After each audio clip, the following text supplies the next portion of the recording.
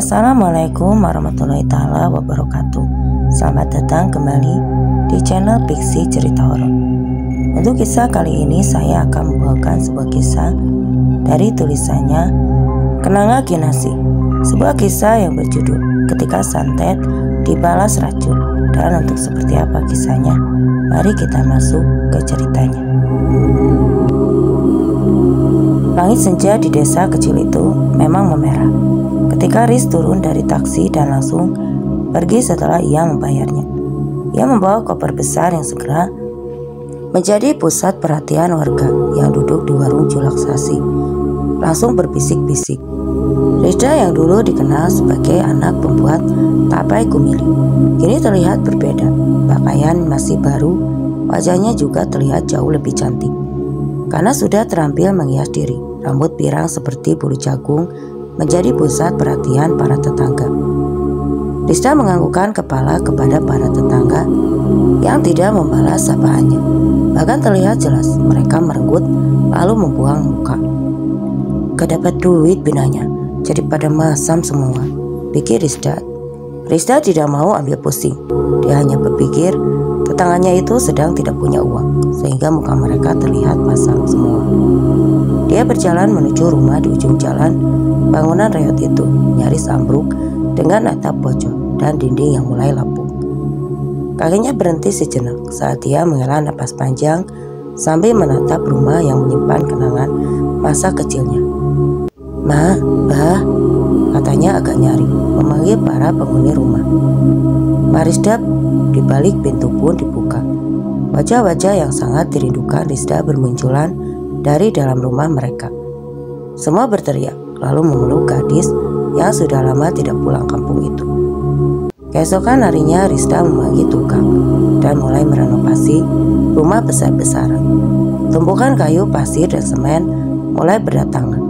Suara palu dan gergaji menggema di sepanjang jalan. Tapi rupanya bukan hanya suara palu dan gergaji yang terdengar ribut. Gosip tentang Rizda juga semakin nyaring. "Itu pasti hasil jual diri di kota," bisik Kak Cilima kepada temannya yang sedang membeli sayur. "Hah? Pucu juga kah?" "Pantas saja, pulang dari kota bisa langsung renovasi rumah," balas yang lainnya. Tidak ada yang tahu pasti dari mana Rizda mendapatkan uangnya. Tetapi kabar burung terus berkembang. Hari ketiga ada desas-desus baru yang jauh lebih menyeramkan. "Rizda pasti berilmu. Dia pasti memakai minyak kunyang," ujar Julaksasi sambil menggoreng untuk yang sudah ditunggu pembelinya. "Semalam aku melihat ada cahaya abang terbang di atas rumahnya." Julaksasi terlihat begitu meyakinkan saat mengatakan Rizda mungkin memakai minyak kunyang. Apalagi ia mengaku melihat cahaya merah terbang melayang di atas rumah Rizda. Gosip yang diawali dari pemilik warung ternyata menyebar dengan cepat. Warga pun mulai takut menjadi mangsa Rizda. Ya, para ibu hamil bahkan tak berani melewati rumah Rizda. Saat malam tiba, Rizda sendiri tidak peduli. Ya, ia sibuk mengawasi para tukang guna memastikan rumah direnovasi dengan sempurna. Di satu sisi halaman ia menanam pohon jambu, menggantikan pohon kelapa tua yang tumbang beberapa tahun yang lalu. Hanya saja bukan berarti Rizda tidak mendengar apa-apa. Ketika membeli gulung teh sari di warung, Rizda mendengar bisikan beberapa perempuan di belakangnya. "Ini ya mukanya, binagara si Banar, kada kayak dulu," ucap salah seorang di antara mereka saat menyindir wajah Rizda yang kini tampak lebih bersih setelah tidak lagi bekerja di sawah. Rizda menoleh menatap tajam mereka yang secara berdiam seribu bahasa. Tetapi Rizda tidak mengatakan apa-apa, hanya membayar tehnya dan kembali pulang. Malam harinya Rizda duduk di teras rumahnya yang kini sudah memiliki tiang-tiang kokoh. Dia menatap bulan yang menggantung di langit, sementara suara jangkrik dan desahan angin menjadi di latar belakangnya dalam benaknya. Dia mengingat kembali perjuangannya di kota, mulai dari bekerja sebagai pelayan restoran, menjadi buruh cuci, hingga akhirnya menjadi TKW di luar negeri, sehingga membawanya pada keberhasilan. Tapi orang-orang di kampung ini tidak akan pernah peduli pada perjuangannya. Mereka hanya memandangnya sebagai perempuan lajang yang merantau ke kota, lalu pulang dalam keadaan yang sudah jauh berbeda. Rizda menarik rambutnya yang berwarna pirang. Wajahnya segera masam karena ia baru ingat. Pemikiran orang-orang kampung sebagian besar dari mereka masih beranggapan perempuan yang mengubah warna rambutnya adalah para perempuan nakal. Hari demi hari berlalu dan rumah mereka akhirnya rampung. Rumah tua yang dulu hampir roboh kini berdiri megah dengan cat berwarna krem dan serta atap yang baru. Keluarga Rizda menggelar acara selamatan dengan mengundang tetangga sekitar. "Mungkin haur, Dak," gumam ibunya sambil mengelus punggung Rizda. "Iya," sahut Rizda sambil berusaha menahan kecewa. Dia sudah menyiapkan banyak makanan untuk menjamu para tetangga, tapi sayang, undangannya itu tidak disambut dengan baik. "Makanan yang sudah ada kita bungkus saja ya, lalu antar ke rumah mereka, biar adikmu nanti yang mengantarkan." Rizda menggigit bibir lalu bertanya ragu, "Apakah mereka mau menerima, Mak? Siapa yang bisa menolak makanan gratis? Ada-ada saja kamu ini." Dah, sambil membungkus makanan yang dibagikan, Rizda beberapa kali menggelengkan kepala. Pada awalnya dia berniat acara syukuran ini diadakan bukan hanya untuk menjamu para tetangga, tapi untuk menjelaskan asal-muasal uang yang sekarang dimilikinya. Sepertinya Rizda harus menggunakan cara lain untuk membuktikan dia mengangkat martabat keluarganya dengan kerja keras, bukan dengan jalan pintas seperti yang dituduhkan oleh banyak orang. "Aku mau buka usaha di sini," cetusnya tiba-tiba. Usaha apa? Buka warung di sini, sudah ada banyak warung. Salah-salah, nanti mereka akan memusuhimu karena menjadikan saingan baru." Bunia ibunda Rizda mengerutkan kening heran. "Bukan, aku juga tidak ingin berurusan dengan mereka yang suka berhutang. Lalu jual beli elektronik bekas." Mulut Bunia terbuka lebar kala mendengar jawaban anaknya. "Kamu ini perempuan, apa bisa mengurus usaha seperti ini?" Rizda tertawa kecil. "Pasti bisa, doakan saja ya supaya usahaku berjalan lancar. Jadi aku tidak perlu lagi bekerja sebagai pembantu di luar negeri lagi." "Tapi apa kamu yakin usaha ini akan berhasil? Apa orang-orang mau membeli barang bekas?" tanya Bunia ragu. "Zaman sekarang barang bekas laku keras, apalagi kalau kita tahu cara memperbaikinya, barang rusak bisa jadi berguna lagi," jawab Rizda tegas. "Lagi pula Haris kan lulusan STM, Mak. Dia pasti bisa memperbaiki barang-barang elektronik yang rusak. Daripada dia kerja di tempat orang, lebih baik dia kerja di tempatku saja." Ibu Nia hanya bisa mengangguk saja semua perkataan Rizda, apalagi dia tahu kalau anaknya itulah yang sudah bertahun-tahun hidup jauh dari keluarga. Rizda tidak lagi sama seperti Rizda yang dulu. Keesokan harinya Rizda mulai bergerak. Ia menyewa sebuah toko kosong di dekat pasar yang terletak tak jauh dari rumahnya. Toko itu berukuran kecil tetapi terletak persis di pinggir jalan yang besar. Dengan uang yang ada, ia membeli beberapa barang elektronik rusak seperti kipas angin, rice cooker, dan televisi tabung. Haris, adik Rizda, mengerjakan semua sendiri. Pada awalnya dia memilah, membersihkan, dan memperbaiki barang-barang yang kiranya masih bisa digunakan. Suara alat-alat kerja sering terdengar dari lapaknya. Kadang tetangga yang lewat berhenti sejenak untuk melihat, sebagian tersenyum ramah, tetapi banyak juga yang menatap penuh curiga. Tetapi Rizda tidak peduli. Dia dan Haris terus bekerja dengan tekun. Sehingga tidak lama kemudian mereka pun punya pelanggan baru. Mulai ada juga yang membawa barang elektronik ke lapaknya dan meminta tolong untuk diperbaiki. Usaha mereka pun perlahan berkembang. Haris mulai kelelahan karena pekerjaan semakin banyak. Sedangkan Rizda tak bisa berbuat banyak karena memang tidak mengerti apa yang harus dilakukan. "Kakak mencari orang, gasan banggana pianing lah," katanya pada hari siang. Hari itu kewalahan karena banyaknya barang yang datang. Tentu saja Haris setuju. Ia memutuskan untuk merekrut 2 karyawan, Bayu dan Yanto, yang juga teman sekolah. Haris pilihnya untuk ikut bekerja di sana. "Karida, Ulun sungguh berterima kasih sudah diajak kerja di sini, kata Yanto ketika menerima upah pertamanya. Kerja yang baik ya, kalau usaha ini makin maju, kalian juga yang akan merasakan manfaatnya, jawab Risda. Bayu dan Yanto bekerja keras. Mereka membantu Haris memilah barang, memperbaiki komponen dan melayani para pembeli. Perlahan tapi pasti, nama lapak Risda Jaya semakin dikenal. Di rumah Bunia mulai berubah pikiran. Melihat anaknya bekerja keras dan usaha itu membuahkan hasil, kekhawatirannya kini perlahan sirna.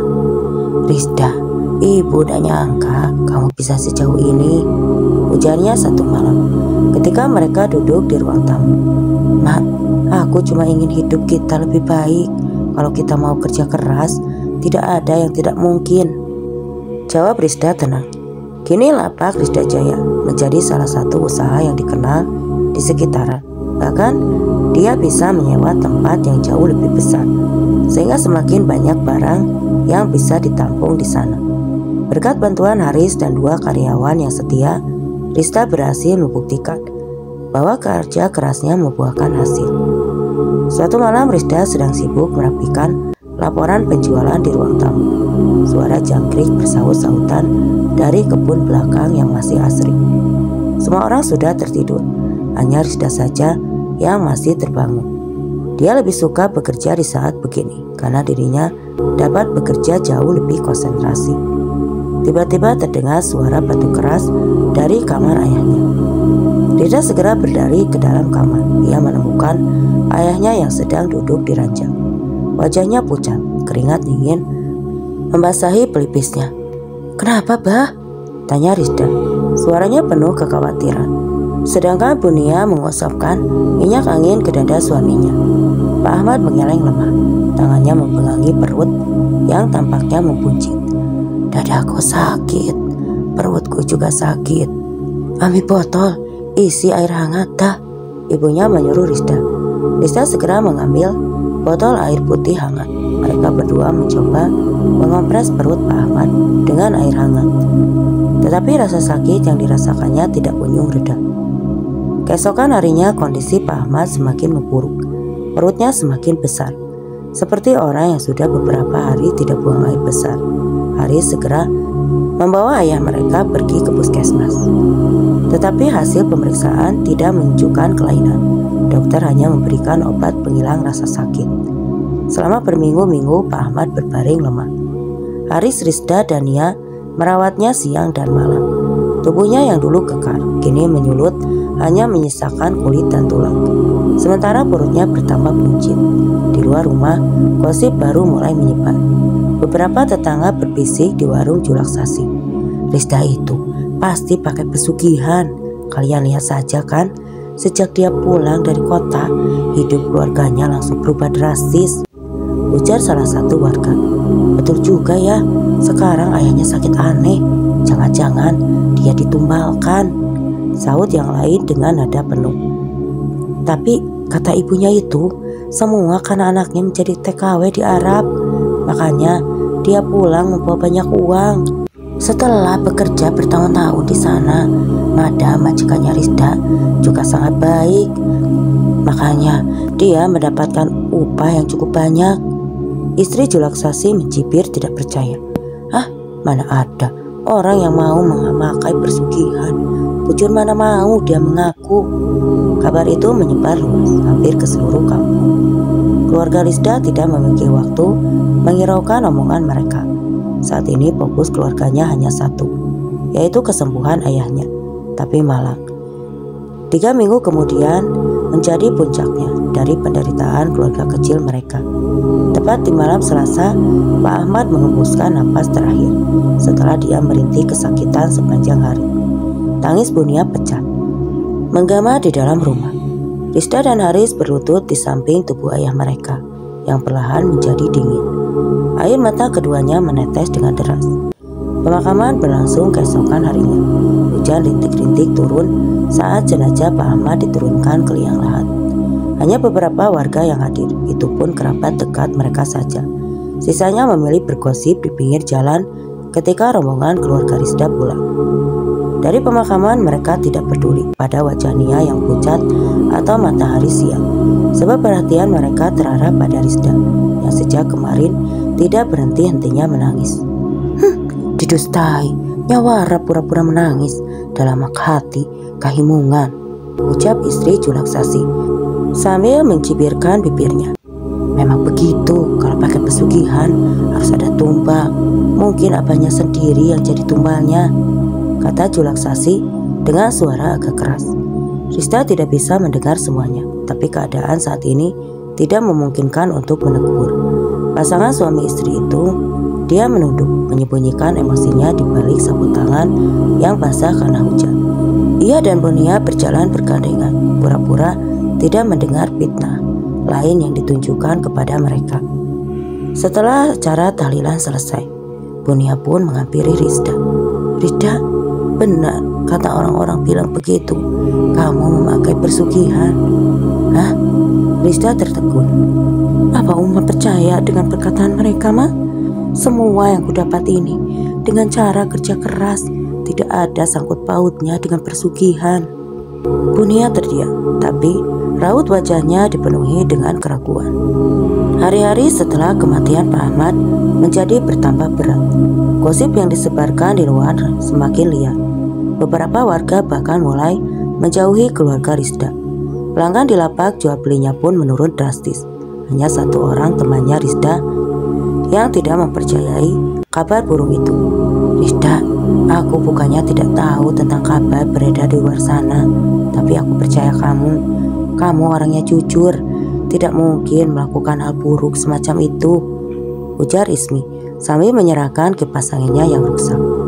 Rizda mengangguk tanpa berusaha menyembunyikan kesedihan yang selama ini ia pendam.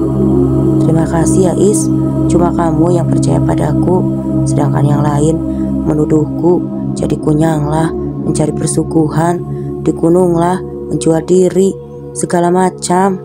Ismi tersenyum sedih. Ditepuknya bahu Rizda yang sedikit bungkuk.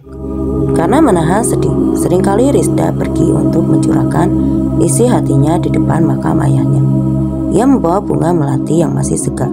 Dalam hati ia bersumpah akan membersihkan nama baik keluarganya dan membuktikan bahwa apa yang ia capai adalah hasil kerja keras, bukan dari persugihan seperti yang dituduhkan. Sayangnya semua usaha Rizda seperti menjadi sia-sia. Bahkan setelah 40 hari ayahnya meninggal, warga masih memandangnya curiga.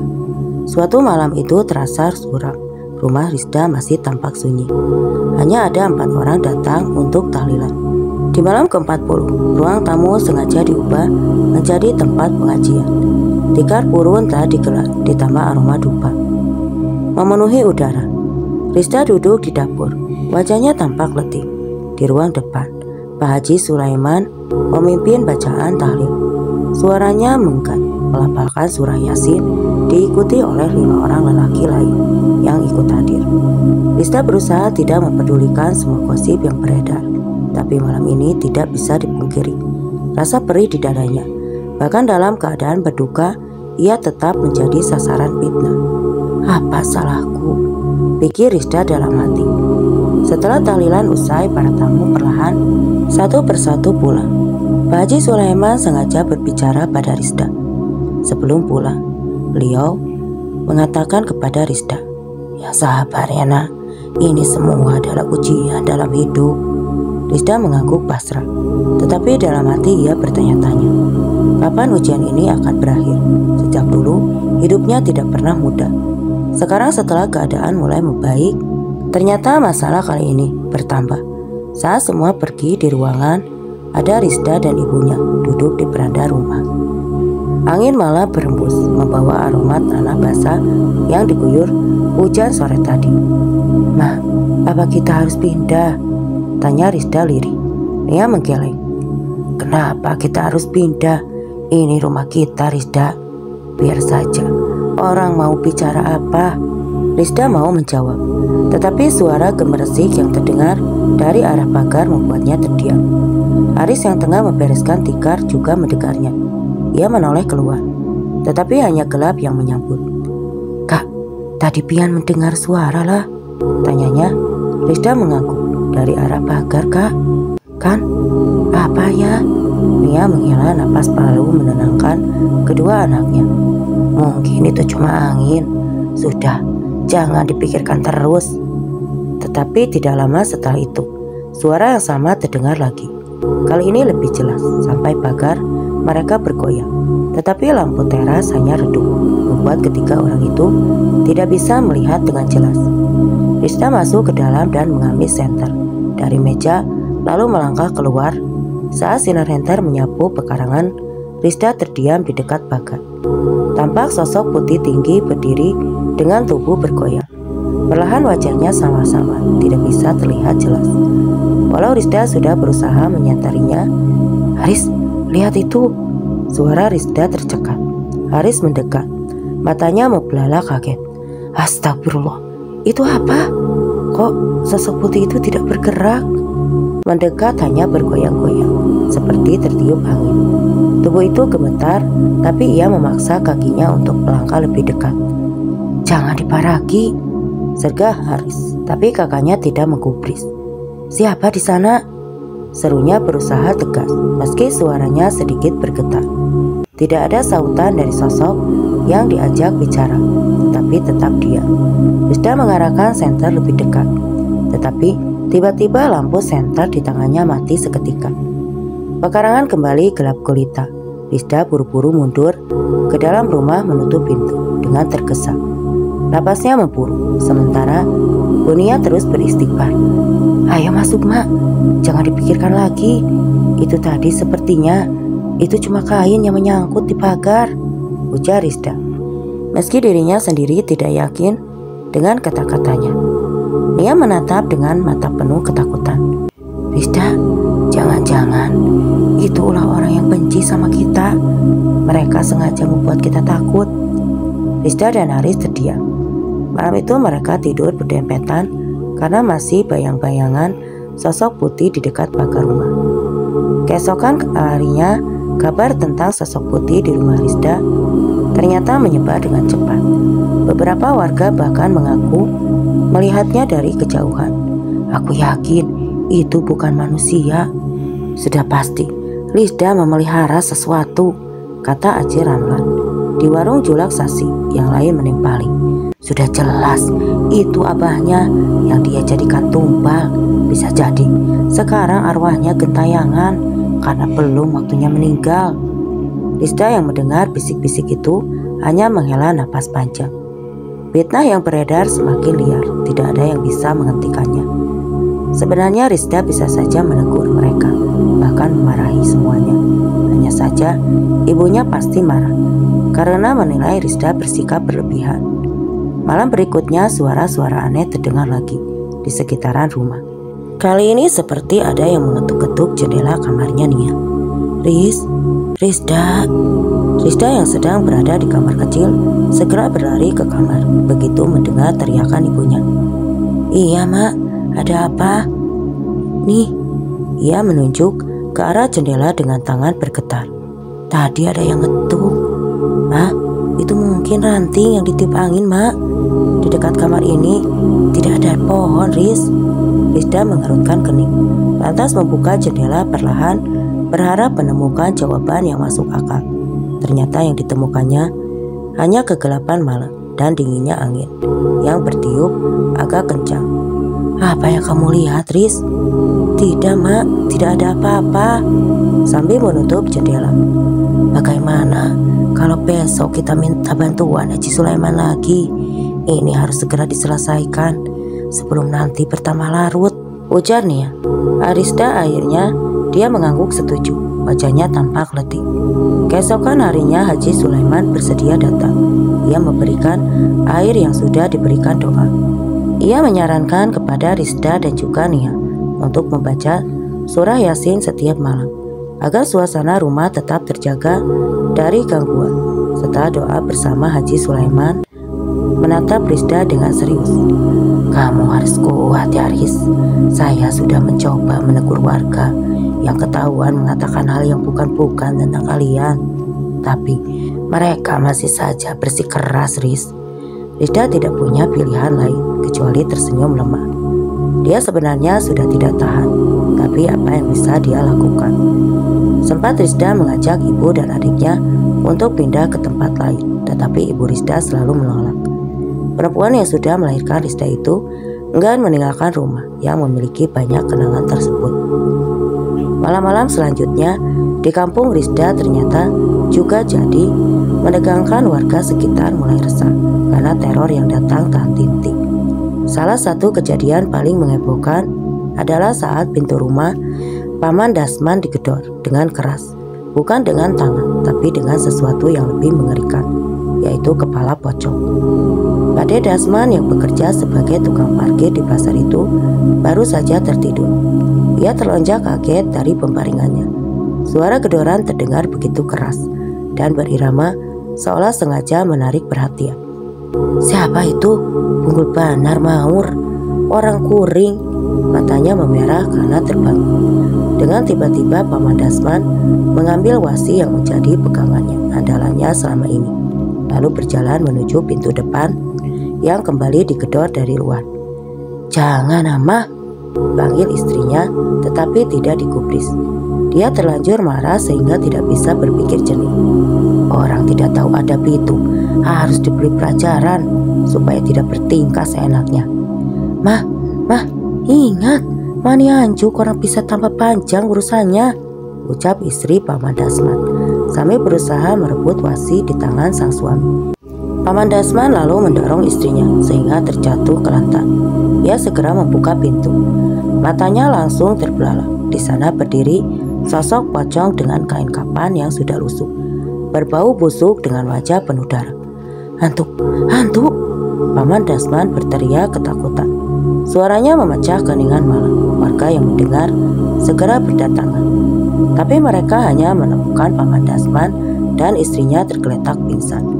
Bukan hanya itu, beberapa pemuda yang sering berkumpul di pos ronda juga bercerita tentang kejadian serupa, mengenai kejadian yang pernah dialami teman mereka. Namanya Tony. Dia pernah dicegat di jalan kecil dekat kuburan. "Sumpah, aku ada bakar rambut pocong itu.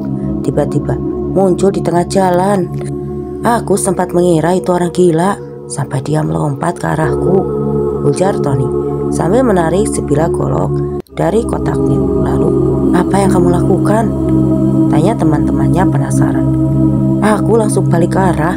Kalian pikir apa lagi yang aku lakukan?" jawab Tony kesal. Teman-temannya menertawakan Tony yang terlihat pucat pasi ketakutan.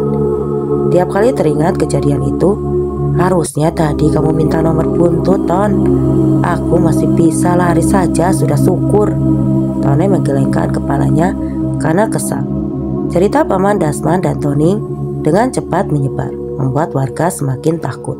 Bahkan yang sebelumnya skeptis mulai ikut-ikutan percaya bahwa teror ini ada hubungannya dengan Risda dan keluarganya. Keluarga Risda berusaha tidak peduli. Dia dan adiknya memilih fokus pada pekerjaan mereka. "Kamu tidak takut pada omongan orang?" tanya Yanto kepada Haris ketika mereka sedang istirahat makan siang. Haris menggeleng sambil menuang kopi. "Kalau aku terus memikirkan gosip, kapan aku bisa kerja cari uang halal? Itulah yang penting. Terserah orang mau mengatakan apapun." Haris mengangguk, tetapi dia juga mengkhawatirkan nasib Risda dan ibu mereka. Sementara itu, Ibu Nia semakin sering termenung. Tubuhnya terlihat semakin kurus. Ia jarang keluar rumah, khawatir akan menjadi bahan omongan tentang yang sebenarnya. "Aku capek mendengar semua ini," katanya suatu pagi saat mereka duduk bersama di dapur.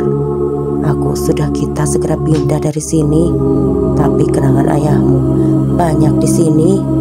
Dan suara Bunia melemah, matanya berkaca-kaca. Risda mendekati ibunya, menggenggam tangannya erat. "Jangan begitu, Mak. Daripada kita terus tinggal di sini dan fitnah macam-macam, lebih baik pindah saja." Tentang kenangan Bapak di sini, dia bahkan tidak sempat menyelesaikan ucapannya karena Bunia menangis terseduh-seduh. Risda tidak mampu mendatangkan hati yang kondisinya semakin menurun sampai akhirnya jatuh sakit. Tubuhnya lemah, sering demam, dan hanya bisa berbaring di tempat tidur. Risda tetap berusaha tegar. Setiap pagi sebelum berangkat kerja, dia dan Haris bergantian merawat ibu mereka, memastikan makanan dan obat-obatannya tersedia. Kedua kakak beradik itu sepakat bergiliran bekerja karena tidak mungkin meninggalkan ibu mereka sendirian di rumah. Sementara itu suasana juga semakin menjadi-jadi. Ada yang mengaku mendengar suara tangisan di dekat rumah Risda.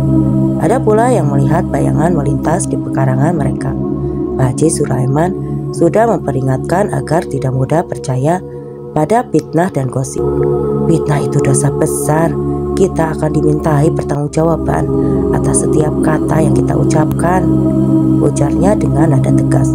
Saat mendengar ibu-ibu di acara yasinan kembali menggunjing keluarga Risda. Tapi apa yang dilakukan Pak Haji Sulaiman tidak cukup untuk meredakan kecurigaan warga. Mereka masih yakin ada sesuatu yang ganjil di balik kesuksesan Risda. Bagaimana kabar ibu kalian? Tanya istri Pak Haji Sulaiman yang datang menengok, mewakili suaminya. Risda menggiring lemah. Dia menerima rantang yang dibawa oleh Bu Haji Sulaiman. Aku balik dulu ya. Perempuan baik hati itu menggeleng ketika diajak Risda masuk ke dalam rumah. Terima kasih Maji, ucap Risda sambil menemaninya ke depan pintu. Setelah istri Pak Haji Sulaiman pergi, Risda segera membuka rantang. Wajahnya sedikit sumringah ketika ia melihat ganggan hambut di dalam rantang. Mak, pian makanlah. Tadi Mak Haji datang ke sini membawa ganggan hambut ke sini, ujar Risda bergegas mengambil dasi dan menuangkan sayur. Terdengar sautan lemah dari dalam kamar. Pak Haji memang baik, selalu baik dari dulu kepada kita, Ma, ucap Risda. Sambil membawa makanan, dia menatap iba pada ibunya yang semakin kurus. Karena nafsu makannya nyaris hilang, siang itu disusunnya beberapa bantal, lalu diletakkan di belakang punggung sehingga Bunia bisa duduk dengan tegak. Ayo makan, Mak, ucapnya pelan. Seraya menyuapi, Risda sangat senang karena Bunia makan dengan lahap. Bahkan ia menghabiskan seluruh isi piring tadi. Tapi kesenangan itu tidak sudah bertahan lama karena ibunya tiba-tiba memuntahkan semua makanan yang baru saja ditelannya. Pakaian mereka berdua segera menjadi kotor. Begitu pula spray dan juga selimut. Ya Allah, Mak. Risda sudah panik. Hatinya gelisah karena gejala ini mirip dengan apa yang dialami sang ayah sebelum meninggal. Namun ia berusaha menepis pikiran buruk itu. Saat itu juga Risda memutuskan untuk membawanya ke rumah sakit. Di perjalanan Risda terus menggenggam tangan ibunya, berusaha memberikan ketenangan. Setibanya di rumah sakit, dokter langsung memeriksa Bunia. Dokter pun menyarankan rawat inap untuk pengobatan yang lebih insentif. Risda sengaja setuju tanpa ragu. Dia mengurus administrasi, lalu menemani ibunya di ruang perawatan. Tidak lama kemudian Haris datang dengan tergesa-gesa. Begitu tahu ibu mereka dirawat di rumah sakit, untuk sementara ini kamu fokus jaga tempat usaha. Biar kakak saja ya, Riz, yang mengurus mama. Haris ingin membantas, tetapi setelah berpikir beberapa saat, dia pun setuju. Sebagai anak laki-laki, dia memang kurang telaten mengurus orang sakit. Jangan lupa doakan mama supaya cepat sembuh ya. Haris mengangguk. Ketika Haris berpamitan pulang, akan tetapi takdir berkata lain. Kondisi Bunia semakin melemah, meski sudah diberikan perawatan insentif. Keesokan harinya, dokter memanggil Risda ke ruangan. Risda, kami sudah berusaha semaksimal mungkin, tapi kondisi Bunia sangat lemah dan kami berharap kamu tabah ya, ujar dokter itu lembut. Risda terdiam, dirinya bagai ditimpa batu besar yang menghancurkan seluruh harapannya. Dengan langkah berat ia kembali ke kamar ibunya. Di sana, Bunia memandangnya dengan tatapan iba. Nah, maaf ya, kalau selama ini banyak berbuat salah padamu, ucap Bunia. Mak, jangan bicara seperti itu. Oma pasti sembuh. Risda mencoba menahan tangis, tetapi air matanya mulai mengalir. Di bibirnya sore itu, Bunia mengembuskan napas terakhirnya. Risda dan Haris memeluk tubuh ibunya yang sudah dingin. Mereka mereka menangis sejadi-jadinya. Yanto yang datang untuk membantu hanya bisa menunduk dan ikut merasakan kesedihan mendalam. Kabar kematian ini segera menyebar ke penjuru kampung, sama seperti saat ayahnya meninggal. Kali ini Rizda kembali dihujani tuduhan yang lebih kejam. Lihat kan, abahnya dulu yang jadi tumbal dan sekarang umaknya, bisik seorang warga saat melewati rumah Rizda. Orang serakah memang begitu, timpa yang lain. Air mata Rizda semakin deras kala mendengar tuduhan yang diarahkan padanya. Baginya saat ini menghadapi gosip melawan gelombang ombak di lautan mustahil menang. Setelah acara tahlilan selesai, Rizda dan Haris kembali menerima kabar yang tidak menyenangkan. Ada warga yang mengaku melihat bayangan putih melompat-lompat di sekitaran rumah Rizda. Sosok itu akhirnya berdiri dekat pohon mangga yang tumbuh di pekarangan. Sebelum menghilang sama sekali, aku melihatnya sendiri. Mukanya mirip Acil Nia, ujar Yanto dengan tubuh gemetar.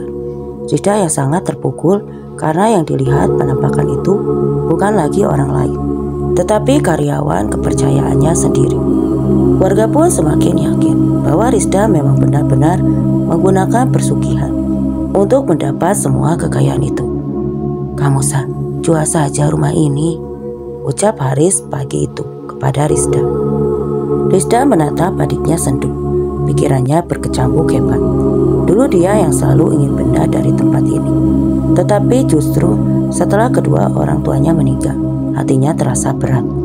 Pantas saja sebelum mendiang ibunya selalu menolak setiap kali Rizda mengajak pindah. Ya, betul. Ada banyak kenangan di rumah ini. Aku tahu kakak tidak betah tinggal di sini. Setelah mendengar semua gosip para tetangga, Riz, aku memang tidak betah. Tetapi berat rasanya kalau rumah ini harus dijual. Rizda mengambil sebuah kerikil, lalu melemparkannya ke tanah. Saat ini mereka sedang duduk di teras. Mesin motor pun sudah dinyalakan karena Haris sebentar lagi akan berangkat ke toko. Jadi bagaimana maunya? Rizda menarik napas panjang untuk meringankan dadanya yang terasa sesak. Setelah dipikir beberapa lama, saatnya ia akhirnya mengambil keputusan. Kakak ingin merantau lagi. Mungkin majikan kakak di Arab masih bisa menerima kakak bekerja di sana lagi, sampai punya tabungan yang cukup untuk membangun rumah baru di tempat lain. Lalu bagaimana dengan rumah ini, Kak? Tanya Haris linglung. Kamu bisa merawatnya kan? Begitu juga toko kita. Kamu urus semuanya seperti biasa. Kalau perlu, cari tambahan satu orang lagi untuk menggantikan posisi kakak. Hah? Kenapa tidak dijual saja sih, Kak? Keluh Haris setengah jengkel. Rizda mengerutkan keningnya kala mendengar keluhan adiknya. Kamu ingin rumah ini dijual, Haris? Haris menggeleng. Bukan begitu maksudku. Hah? Sudahlah, Kak. Nanti saja kita bicarakan lagi. Aku pergi ke toko dulu. Sekalian, kamu bawa ini ya. Tadi aku sudah siapkan jamu supaya kamu tidak masuk angin, karena akhir-akhir ini sering turun hujan.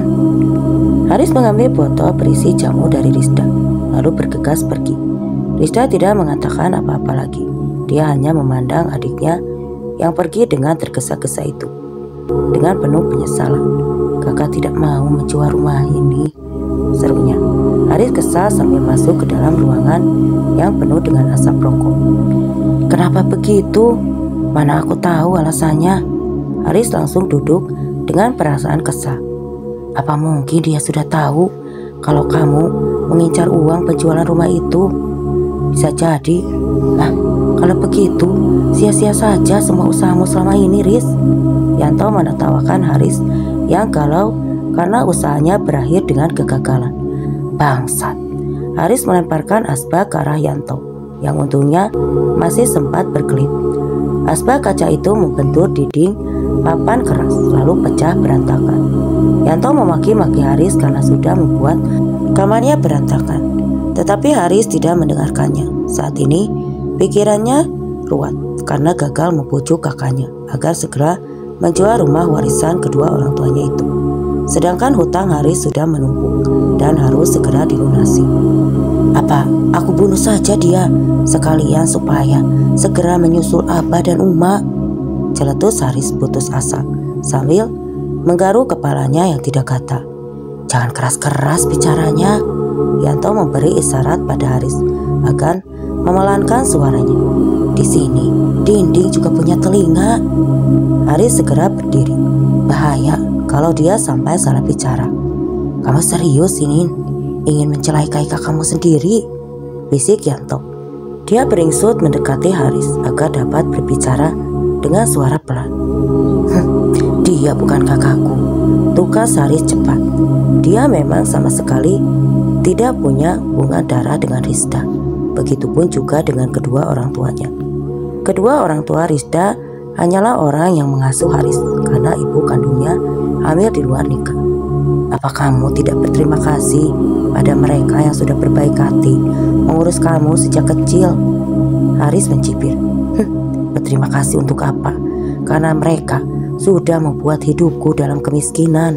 Kalau mereka memang baik hati, harusnya sejak awal saja mereka menyerahkanku kepada Pak Haji Sulaiman yang kaya raya itu. Bukannya memaksaku untuk hidup sengsara sama mereka. Yanto mengamati wajah Haris yang sekarang merah padam. Ibunya Yanto pernah bercerita kalau Pak Haji Sulaiman juga ingin mengasuh Haris yang saat itu baru saja dilahirkan. Tetapi keinginannya dibatalkan karena Pak Ahmad memohon-mohon agar Haris tetap bersamanya. Waktu itu Bunia sedang berduka karena anaknya yang masih merah baru saja meninggal. Pak Ahmad berharap kesedihan Bunia berkurang karena kehadiran Haris. Tapi siapa sangka keputusan mereka 20 tahun yang lalu berakhir dengan kebencian Haris. Pemuda itu diam-diam menyalahkan kedua orang tua asuhnya yang miskin. Kebencian pun semakin menjadi-jadi ketika teman-teman yang lain sudah memiliki handphone dan motor baru, sedangkan ia masih menggunakan sepeda pancal tua. Karena Pak Ahmad tidak punya uang dan semua mencapai puncak ketika Haris berpacaran dengan anak bungsu Julaksasi. Gadis itu selalu meminta dibelikan ini dan itu, sehingga Haris terpaksa berhutang kepada salah satu rentenir di kampung sebelah. Hutang menumpuk karena bunganya yang terus bertambah. Walau Hari sudah mencoba mencicil setiap bulan dan harapannya muncul ketika Rizda pulang ke kampung. Tetapi bukannya memberikan sejumlah uang kepada Haris, kakak angkatnya itu memilih memperbaiki rumah dan membuka usaha. Haris pun hanya menerima gaji yang tidak seberapa, tidak cukup untuk membayar cicilan hutang yang semakin menggunung. Karena itulah akhirnya Haris gelap mata. Dia meminta tolong kepada Gulu Jaki di kampung sebelah untuk mengirimkan guna-guna kepada ayah angkatnya sampai meninggal. Tujuan Haris sebenarnya sederhana.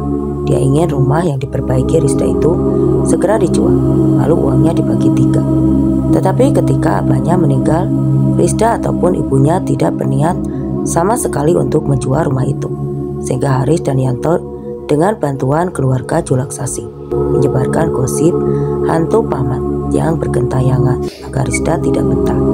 Tapi Rizda benar-benar keras kepala. Bahkan setelah ibunya meninggal dunia, Rizda tidak juga bergeming.